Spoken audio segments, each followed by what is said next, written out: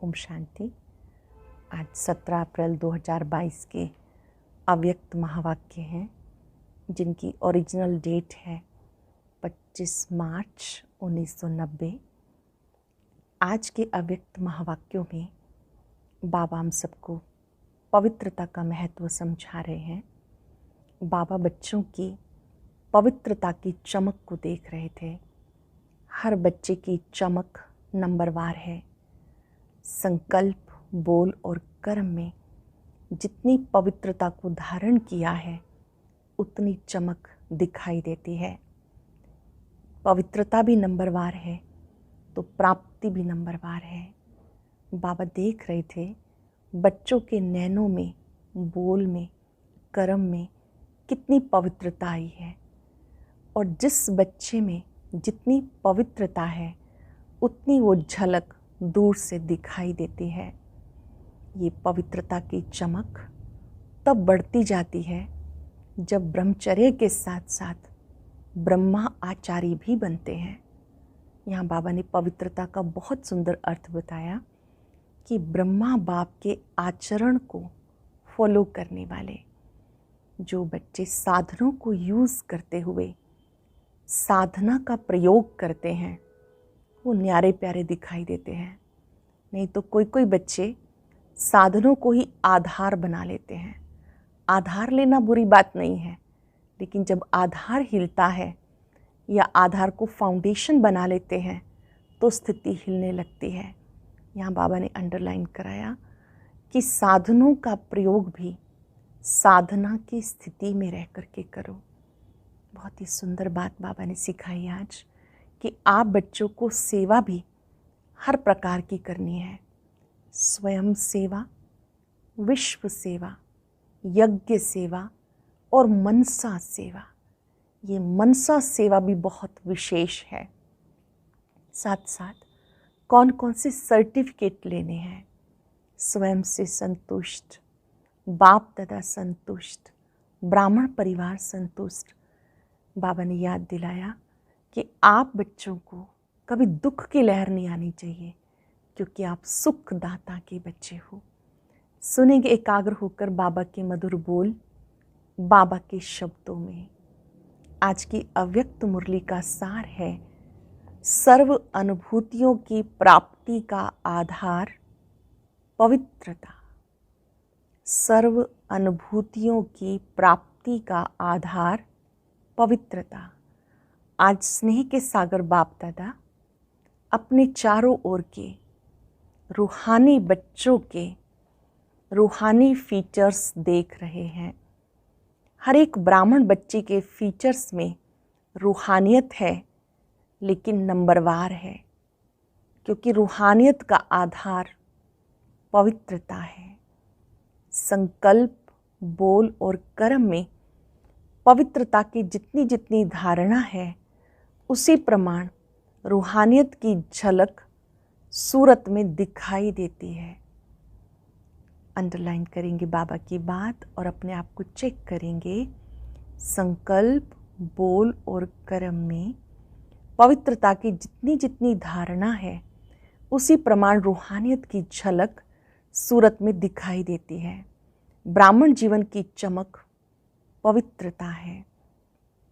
निरंतर अतीन्द्रिय सुख और स्वीट साइलेंस का विशेष आधार पवित्रता है। पवित्रता नंबरवार है तो इन अनुभूतियों की भी प्राप्ति का भी नंबरवार अनुभव है। पवित्रता नंबरवार है तो प्राप्ति भी नंबरवार है। अगर पवित्रता नंबर 1 है तो बाप द्वारा अनुभूतियों की प्राप्ति भी नंबर 1 है। पवित्रता की चमक स्वतः ही निरंतर चेहरे पे दिखाई देती है।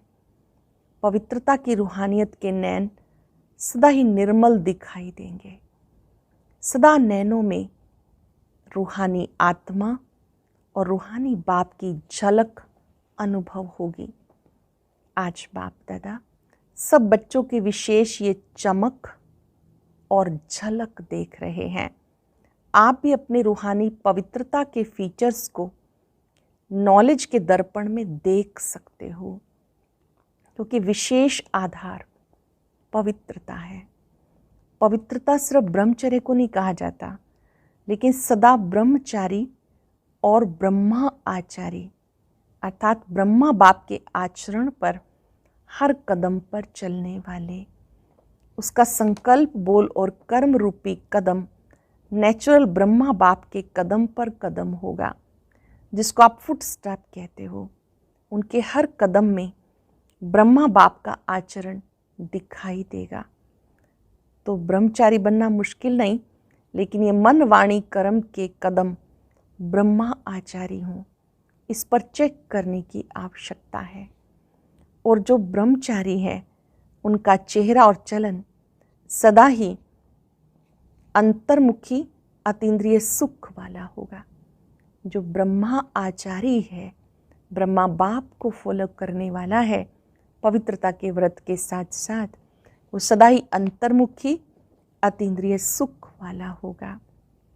एक है साइंस के साधन और ब्राह्मण जीवन में है ज्ञान के साधन। तो ब्रह्मचारी आत्मा साइंस के साधन व ज्ञान के साधन के आधार पर सदा सुखी नहीं होते, लेकिन साधनों को भी अपनी साधना के स्वरूप में कार्य में लाते हैं। साधनों को आधार नहीं बनाते, लेकिन अपनी साधना के आधार से साधनों को कार्य में लाते हैं। जैसे कोई ब्राह्मण आत्माएं कभी कभी कहते हैं हमें चांस नहीं मिला, इस बात की मदद नहीं मिली, ये साथ नहीं मिला, इसलिए खुशी कम हो गई, अथवा सेवा का स्वयं का उमंग उत्साह कम हो गया। पहले पहले तो बहुत अतीन्द्रिय सुख था। बहुत से भाई बहनें कहते जब हम शुरू में चले बहुत अतीन्द्रिय सुख था, उमंग उत्साह भी रहा, मैं और बाबा, और कुछ दिखाई नहीं दिया। लेकिन मेजॉरिटी 5 वर्ष से 10 वर्ष के अंदर अपने में कभी कैसे अनुभव करने लगते हैं। इसका कारण क्या? बाबा बात कर रहे हैं इन दोनों में क्या अंतर आ जाता है। चलते चलते 5 वर्ष से जब 10 वर्ष हो जाते हैं तो पहले जैसा अतीन्द्रिय सुख अनुभव नहीं कर पा रहे। क्या कारण होता है? मेजॉरिटी 5 वर्ष से 10 वर्ष के अंदर अपने में कभी कैसे अनुभव करने लगते। इसका कारण क्या? पहले वर्ष से 10 वर्ष में उमंग उत्साह 10 गुना बढ़ना चाहिए, लेकिन कम क्यों हो गया? उसका कारण यही है कि साधना की स्थिति में रहे साधनों को कार्य में नहीं लगाते। अच्छे से चेक कर लेंगे हम अपने आप को। जब हम साधनों का प्रयोग करते हैं, क्या साधना की स्थिति में रहकर करते हैं? कोई ना कोई आधार को अपनी उन्नति का आधार बना देते हैं, और वो आधार हिलता है तो उमंग उत्साह भी हिल जाता है। वैसे आधार लेना कोई बुरी चीज़ नहीं, लेकिन आधार कोई फाउंडेशन बना देते हैं। बाप बीज से निकल जाता है। अटेंशन देने वाली बात है कि जब आपने किसी को आधार बनाया तो बाबा ना भूल जाए। आधार को फाउंडेशन नहीं समझ लेना, और आधार को फाउंडेशन बना देते हो, इसलिए हलचल क्या होती है? ये होता तो ऐसे नहीं होता, ये होगा तो ऐसे होगा, ये तो बहुत आवश्यक है, ऐसे अनुभव होने लगता है। साधना और साधन का बैलेंस नहीं रहता। साधनों की तरफ बुद्धि ज़्यादा जाती है, साधना की तरफ बुद्धि कम हो जाती है। साधनों की तरफ बुद्धि ज़्यादा जाती है, साधना की तरफ बुद्धि कम हो जाती है। इसलिए कोई भी कार्य में, सेवा में बाप की ब्लेसिंग अनुभव नहीं करते, और ब्लेसिंग का अनुभव न होने के कारण साधन द्वारा सफलता मिल जाती तो उमंग उत्साह बहुत अच्छा रहता। सफलता कम होती तो उमंग उत्साह भी कम हो जाता है। साधना अर्थात शक्तिशाली याद। साधना का अर्थ क्या है? शक्तिशाली याद। बाबा ने ध्यान खिंचवाया, साधना की स्थिति में रह के साधनों को प्रयोग करो। अब वो साधना क्या है? निरंतर बाप के साथ दिल का संबंध। साधना इसको नहीं कहते कि सिर्फ योग में बैठ गए, लेकिन जैसे शरीर से बैठते हो वैसे दिल, मन, बुद्धि एक बाप की तरफ बाप के साथ साथ बैठ जाए। जैसे आप याद में बैठते हो तो मन, दिल, बुद्धि, शरीर सब एक ही संकल्प में टिक जाएं। योग में बैठ गए इसको साधना नहीं कहते। जैसे शरीर से बैठते हो वैसे दिल, मन, बुद्धि एक बाप की तरफ, बाप के साथ साथ बैठ जाए। शरीर भले यहाँ बैठा है लेकिन मन एक तरफ, बुद्धि दूसरे तरफ जा रही है, दिल में और कुछ आ रहा है, इसको साधना नहीं कहते। मन, बुद्धि, दिल और शरीर चारों ही साथ साथ बाप के साथ समान स्थिति में रहे। यह है यथार्थ साधना। समझा? अगर यथार्थ साधना नहीं होती तो फिर आराधना चलती है।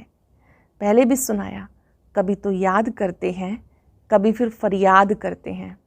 याद में फरियाद की आवश्यकता नहीं। साधना वाले का आधार सदा बाप ही होता है। जहाँ बाप है वहाँ सदा बच्चों की उड़ती कला है। जहाँ बाप है वहाँ सदा बच्चों की उड़ती कला है।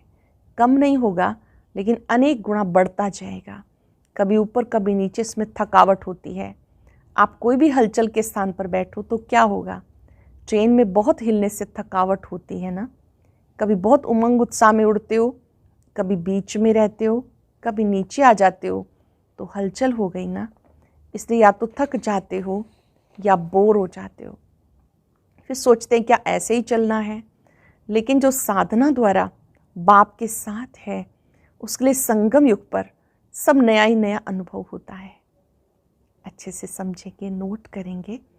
जो साधना द्वारा बाप के साथ है उसके लिए संगम युग पर सब नया ही नया अनुभव होता है। हर घड़ी में, हर संकल्प में नवीनता, क्योंकि हर कदम में उड़ती कला अर्थात प्राप्ति में प्राप्ति होती रहती है। हर समय प्राप्ति है। संगम युग में हर समय बाप और वर्षे और वरदान के रूप में प्राप्ति कराते हैं, तो प्राप्ति में खुशी होती है और खुशी में उमंग उत्साह बढ़ता रहेगा, कम हो ही नहीं सकता। चाहे माया भी आए तो भी विजयी बनने की खुशी होगी, क्योंकि माया पर विजय प्राप्त करने के नॉलेजफुल हो गए हो। तो 10 साल वालों को 10 गुना, 20 साल वालों को 20 गुना हो रहा है, उमंग उत्साह बढ़ रहा है। तो कहने में ऐसा आता है लेकिन है तो अनेक गुना। अब इस वर्ष में क्या करेंगे? उमंग उत्साह तो बाप द्वारा मिली हुई आपकी अपनी जायदाद है। बाप की प्रॉपर्टी को अपना बनाया है, तो प्रॉपर्टी को बढ़ाया जाता है या कम किया जाता है? उमंग उत्साह आपकी अपनी जायदाद है, प्रॉपर्टी है। तो बाप की प्रॉपर्टी को अपना बनाया है तो प्रॉपर्टी को बढ़ाया जाता है या कम किया जाता है? इस वर्ष विशेष 4 प्रकार की सेवा पर विशेष अंडरलाइन करना। पहला नंबर, स्वयं की सेवा। सबसे पहला है स्वयं की सेवा। दूसरा, विश्व की सेवा। तीसरा, मनसा सेवा। एक है वाणी द्वारा सेवा, दूसरी मनसा सेवा भी विशेष है, और चौथी है यज्ञ सेवा। जहाँ भी हो, जिस भी स्थान पर हो, वह सब सेवा स्थान यज्ञ कुंड है। ऐसे नहीं कि सिर्फ मधुबन यज्ञ है और आपके स्थान यज्ञ नहीं है। तो यज्ञ सेवा अर्थात कर्मणा द्वारा कुछ ना कुछ सेवा जरूर करनी चाहिए। यज्ञ सेवा अर्थात कर्मणा सेवा, हाथों से सेवा, कुछ ना कुछ यज्ञ की ज़रूर करनी चाहिए। बाप दादा के पास सेवा के 3 प्रकार के खाते सबके जमा होते हैं। मनसा वाचक कर्मणा, तन, मन और धन। कई ब्राह्मण सोचते हैं हम तो धन से सहयोगी नहीं बन सकते, सेवा नहीं कर सकते, क्योंकि हम तो समर्पित हैं। धन कमाते ही नहीं तो धन से सेवा कैसे करेंगे? जो यज्ञ में समर्पित आत्माएं हैं वो धन से सेवा कैसे करेंगे? ऐसे बहुतों के मन में प्रश्न आता है। तो बाबा ने इसका जवाब दिया, समर्पित आत्मा अगर यज्ञ के कार्य में इकोनॉमी करती है अपने अटेंशन से, तो जैसे धन की इकोनॉमी की, वह इकोनॉमी वाला धन अपने नाम से जमा होता है। कोई भी कार्य को आपने सोच समझ के किया, विचार करके किया, अधिक खर्च होने वाला था लेकिन आपने बचाया वहाँ पर, तो ऐसा जो करते हैं, तो ऐसे जो समर्पित आत्माएं इकोनॉमी से चलती हैं, बचत की तरीके से चलती हैं, तो उनका जमा हो जाता है। ये सूक्ष्म खाता है। अगर कोई नुकसान करता है तो खाते में बोझ जमा हो जाता है, और इकोनॉमी करते हैं तो उसका धन के खाते में जमा हो जाता है। यज्ञ का एक एक कणा मोहर के समान है। अगर यज्ञ की दिल से, दिखावे से नहीं, इकोनॉमी करते हैं तो उसकी मोहरें इकट्ठी होती रहती हैं। दूसरी बात, अगर समर्पित आत्मा सेवा द्वारा दूसरों के धन को सफल कराती है तो उसमें भी उनका शेयर जमा होता है। इसलिए सभी का 3 प्रकार का खाता है। तीनों खाते की परसेंटेज अच्छी होनी चाहिए। कई समझते हम तो वाचा सेवा में बहुत बिजी रहते हैं, हमारी ड्यूटी ही वाचा की है। मनसा और कर्मणा में परसेंटेज कम होती है, लेकिन ये भी बहाना चलेगा नहीं। वाणी के समय अगर मनसा और वाचा की इकट्ठी सेवा करो तो रिजल्ट क्या होगी। मनसा और वाचा इकट्ठी सेवा हो सकती है, लेकिन वाचा सेवा सहज है, मनसा में अटेंशन देने की बात है। इसलिए वाचा का तो जमा हो जाता, लेकिन मनसा का खाता खाली रह जाता। और वाचा में तो बाप से भी ज़्यादा होशियार हो। देखो आजकल बड़ी दादियों से अच्छे भाषण छोटे छोटे करते हैं, क्योंकि न्यू ब्लड है ना, भले आगे जाओ, बाप दादा खुश होते हैं। लेकिन मनसा का खाता खाली ना रह जाए, क्योंकि हर खाते की 100 मार्क्स हैं। सिर्फ स्थूल सेवा को कर्मणा सेवा नहीं कहते। कर्मणा अर्थात संगठन में संबंध संपर्क में आना, ये कर्म के खाते में जमा हो जाता है। तो कईयों के तीनों खाते में बहुत फ़र्क है, और वे खुश होते रहते हैं कि हम बहुत सेवा कर रहे हैं, बहुत अच्छे हैं। खुश भले रहो, लेकिन खाता खाली भी नहीं रहना चाहिए, क्योंकि बाप दादा तो बच्चों के स्नेही है ना। फिर ऐसा उलाहना नहीं देना कि हमें इशारा भी नहीं दिया कि ये भी होता है। उस समय बाप दादा ये पॉइंट याद कराएगा, टीवी में चित्र सामने आ जाएगा। इसलिए इस वर्ष सेवा भले बहुत करो, लेकिन ये तीनों प्रकार के खाते और 4 प्रकार की सेवा साथ साथ करो। तीनों खाते भी चेक करो, 4 प्रकार की सेवा भी करो। वाचा का तरफ भारी हो जाए और मनसा तथा कर्मणा हल्का हो जाए तो क्या होगा, बैलेंस नहीं रहेगा ना। बैलेंस न रहने के कारण उमंग उत्साह भी नीचे ऊपर होता रहता है। एक तो अटेंशन रखना, लेकिन बाप दादा बार बार कहते अटेंशन को टेंशन में नहीं बदलना। ध्यान देंगे बाबा की इस बात पर, टेंशन की बजाय अटेंशन रखना। कईयों को पुरुषार्थ का भी टेंशन हो जाता है, कई बार अटेंशन को टेंशन बना देते, ये नहीं करना। सहज और नेचुरल अटेंशन रहे। डबल लाइट स्थिति में नेचुरल अटेंशन होता ही है। अच्छा, सदा अपने चलन और चेहरे में पवित्रता के रूहानियत की चमक वाले, सदा हर कदम में ब्रह्मा आचार्य आत्माएं, सदा अपने सेवा के सर्व खातों को भरपूर रखने वाले, सदा दिल से अपनी उन्नति का दृढ़ संकल्प करने वाले, सदा स्वोन्नति प्रति स्वयं को नंबर 1 आत्मा निमित्त बनाने वाले, ऐसे बाप के प्यारे, विशेष ब्रह्मा माँ के प्यारे, आज माँ का दिन मनाया है, तो ब्रह्मा माँ के राज दुलारे बच्चों को ब्रह्मा माँ की विशेष बाप की भी दिल से याद प्यार और नमस्ते। रूहानी बच्चों की रूहानी बाप दादा को नमस्ते, गुड मॉर्निंग, शुक्रिया। मधुबन निवासियों को अच्छे और गोल्डन चांस मिलते हैं, इसलिए ड्रामा अनुसार उन्हें बार बार गोल्डन चांस मिलते हैं। उन्हें बाप दादा बड़े से बड़े चांसलर कहते हैं। सेवा का फल और बल दोनों ही प्राप्त होते हैं।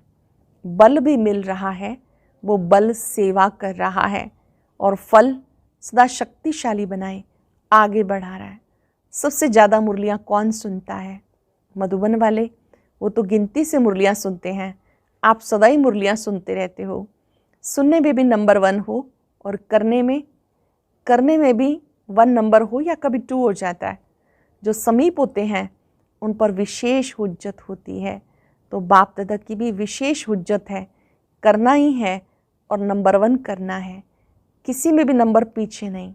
सब जमा के खाते नंबर 1 फुल होने चाहिए। एक भी खाता जरा भी खाली नहीं होना चाहिए। जैसे मधुबन में सर्व प्राप्तियाँ, चाहे आत्मिक चाहे शारीरिक, सब नंबर 1 मिलती हैं। ऐसे करने में भी सदा नंबर 1। 1 की निशानी है हर बात में विन करना। अगर विन है, विजयी हैं, तो 1 जरूर है। विन कभी कभी है तो नंबर 1 नहीं। अच्छा, सेवा की मुबारक, सेवा के सर्टिफिकेट तो बहुत मिले। और कौन से सर्टिफिकेट लेने हैं? कौन कौन से लेने हैं? एक अपने पुरुषार्थ में दिल पसंद हो, दूसरा प्रभु पसंद हो, तीसरा परिवार पसंद हो। अपने पुरुषार्थ में पसंद हो, दूसरा प्रभु पसंद, परिवार पसंद। ये तीनों सर्टिफिकेट हर एक को लेने हैं। ऐसे नहीं कि एक सर्टिफिकेट हो दिल पसंद का, दूसरा ना हो, तीनों ही चाहिए। तो बाप के पसंद कौन है? जो बाबा ने कहा और किया, यह है प्रभु पसंद का सर्टिफिकेट। और अपने पसंद अर्थात जो आपकी दिल है वही बाप की दिल हो। अपने हद के दिल पसंद नहीं, बाप की दिल सो मेरी दिल। जो बाप की दिल पसंद वही मेरी दिल पसंद। इसको कहते दिल पसंद का सर्टिफिकेट और परिवार की संतुष्टता का सर्टिफिकेट। तो ये तीनों सर्टिफिकेट लिए हैं। सर्टिफिकेट जो मिलता है उसमें वेरीफाई भी होता है, बड़ों से वेरीफाई भी करना पड़े। बाप तो जल्दी राजी हो जाते, लेकिन यहाँ सबको राज़ी करना है, तो जो साथ रहते हैं उनसे सर्टिफिकेट को वेरीफाई करना पड़े। बाप तो ज़्यादा रहमदिल है ना, तो हाँ जी कह देंगे। अच्छा, सबके डिपार्टमेंट निर्विघ्न है, स्वयं भी निर्विघ्न हो। सेवा की खुशबू तो विश्व में भी है, तो सूक्ष्म वतन तक भी है। अभी सिर्फ इन तीनों सर्टिफिकेट को वेरीफाई करना। अच्छा, भारतवासियों से ऐसा अनुभव होता है, सुखदाता बाप के साथ सुखी बच्चे बन गए। यह अनुभव होता है, हम सुखदाता के साथ सुखी बन गए। बाप सुखदाता है तो बच्चे सुख स्वरूप होंगे ना। कभी दुख की लहर आती है, सुखदाता के बच्चों के पास दुख आ नहीं सकता, क्योंकि सुखदाता बाप का खजाना अपना खजाना हो गया। सुख अपनी प्रॉपर्टी हो गई। सुख, शांति, शक्ति, खुशी आपका खजाना है। सुख, शांति, शक्ति, खुशी आपका खजाना है। बाप का खजाना तो आपका खजाना हो गया। बालक सो मालिक हो ना। अच्छा, भारत भी कम नहीं, हर ग्रुप में पहुंच जाते हैं। बाप भी खुश होते हैं।